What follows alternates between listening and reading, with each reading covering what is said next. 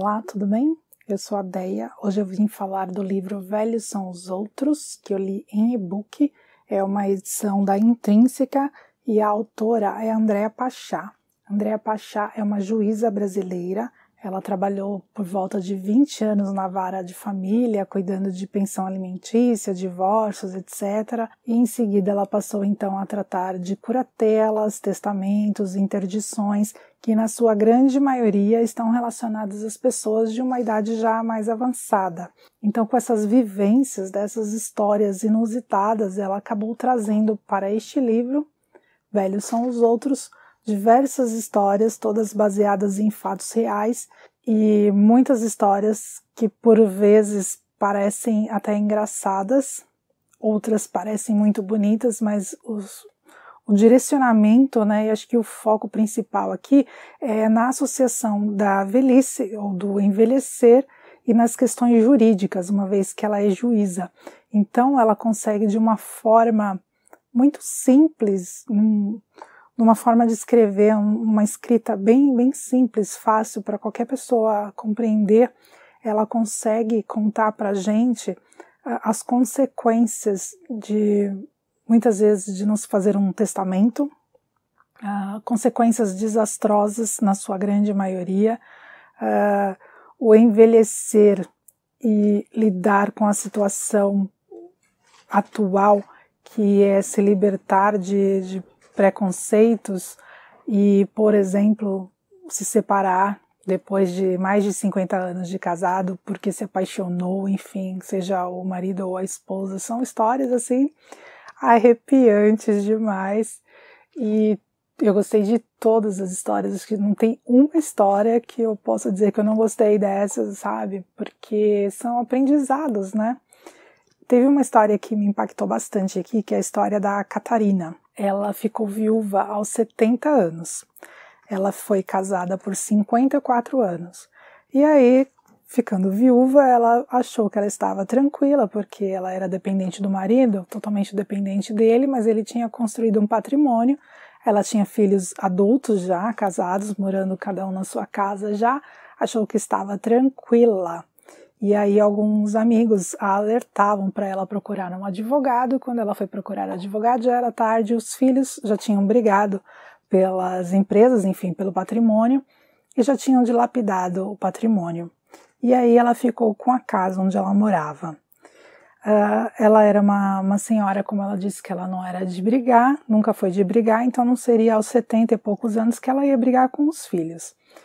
Então deixou para lá. Continuou seguindo a vida dela, continuou frequentando pilates, indo no baile, e um dia no baile ela conheceu o Hélio. Hélio era um senhor de 74 anos, solteiro, sem filhos. Esse senhor ele só foi ao baile porque a irmã insistiu, ele até então não gostava, não era de frequentar bailes não. E aí eles se conheceram, começaram a dançar, conversar, enfim, namoraram. E depois de 2 meses eles se casaram e foram morar na casa do Hélio. O Hélio morava com a irmã e o irmão. Eles tinham perdido os pais muito cedo e os irmãos mais velhos, né, cuidaram do Hélio, o educaram, enfim, deram condições para que ele estudasse e trabalhasse e construísse um pequeno patrimônio que era o que os três tinham juntos. E aí a Catarina estava lá morando com o Hélio e o cunhado e a cunhada. 8 meses depois, o Hélio faleceu. Como ele não tinha os pais vivos e não tinha filhos, automaticamente todo o patrimônio do Hélio passou para a Catarina. E aí a irmã do Hélio, a Clara, ela queria ficar pelo menos com a casa onde eles moravam, porque era a única coisa que eles tinham. E o irmão dela, mais velho, ele tinha já seus 90 anos e já tinha algumas deficiências físicas e mentais também. E a casa era tudo que eles tinham, né? Era onde eles moravam. E aí a Catarina, ela concorda em doar a casa para os cunhados, que é o que a gente que está lendo, é o que a gente fica esperando, né? Então essa é uma história que é a Lady Murphy, assim, uma sequência absurda. É uma coisa inimaginável. E eu não vou dizer como é que isso termina. Não vou dizer mesmo, você vai ter que ler o livro. Uma outra história aqui que é desesperadora é a seguinte: tem uma senhora de 97 anos que mora numa casa de repouso, mas não é qualquer casa de repouso, é uma senhora casa de repouso. Do jeito que ela conta, ela mesma conta, né? Parece mais um resort. Enfim, um hotel, enfim.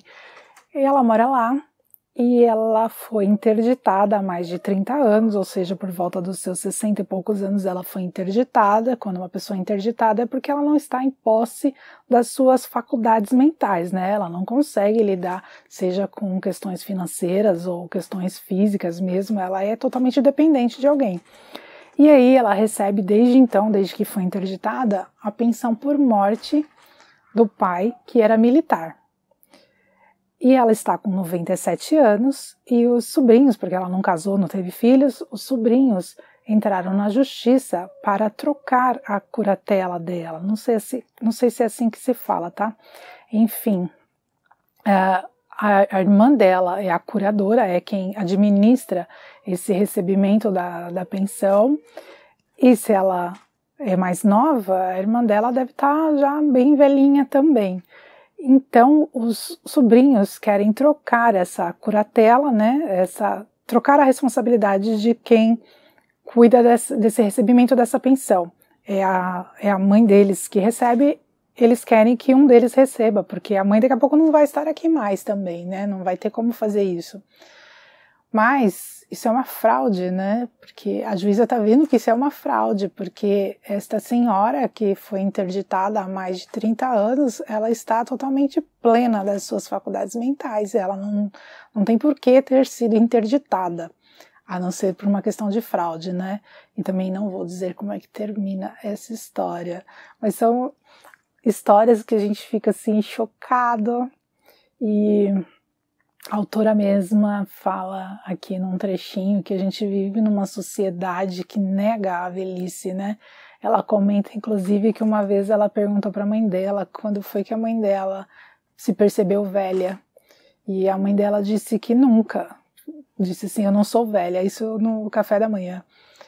E a mãe dela já estava com 77 anos, então é curioso, é bem curioso, e a sociedade caminha para isso mesmo, né? Hoje em dia está tudo tão evoluído que é possível sim envelhecer com saúde, com as suas faculdades mentais totalmente plenas, mas a gente envelhece, mesmo assim, né? A gente envelhece, e o que eu acho que ela quis passar aqui é que a gente vai envelhecer, seja de uma forma ou de outra, e uma hora a gente não vai estar mais aqui, uma hora todos vamos morrer, a gente precisa falar disso, e é o natural, né? Na verdade, a única certeza que a gente tem é que a gente vai morrer, a gente só não sabe quando. E quando você vai envelhecendo, conforme você vai envelhecendo, isso vai se aproximando, né?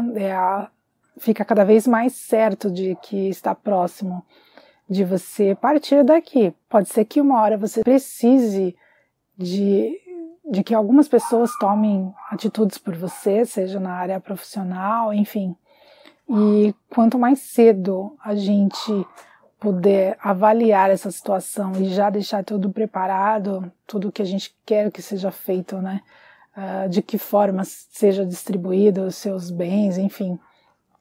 Quanto mais adiantado a gente deixar as coisas melhor, fica mais fácil, evitar conflitos, enfim, só posso dizer que eu amei todas as histórias, eu amei a forma como a autora escreve, sou suspeita para falar porque eu sou apaixonada por direito, e é isso. Se você já leu e quiser comentar aqui, fica à vontade, se gostou deste vídeo, deixe seu like, compartilhe com alguém que possa gostar também, se inscreva no canal se ainda não for inscrito, e a gente se encontra num próximo vídeo.